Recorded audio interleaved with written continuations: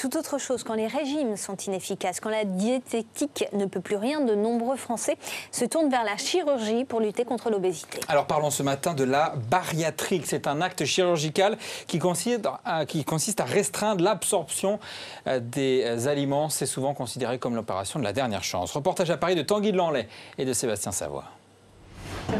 Sous anesthésie générale, cette patiente obèse a décidé de modifier son estomac. Dans cette intervention particulièrement, non seulement on crée un petit estomac pour que la personne mange moins, mais également il y a un court-circuit du petit intestin, de l'intestin grêle. La nourriture qu'elle va ingérer sera moins profitable. Autrement dit, elle aura moins besoin de s'alimenter dans le futur. Lionel, lui, s'est fait opérer il y a quelques jours.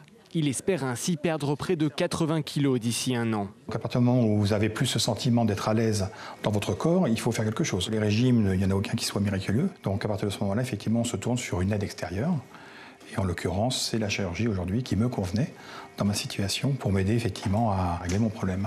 Entre 40 et 50 000 Français se font opérer chaque année. Mais attention, il s'agit d'un acte lourd qui modifie définitivement la manière de manger. C'est un ensemble de médecins qui voient le patient en préopératoire qui va décider si ça correspond aux indications ou pas. Bien entendu que ça ne concerne pas les quelques kilos en trop de monsieur ou madame tout le monde.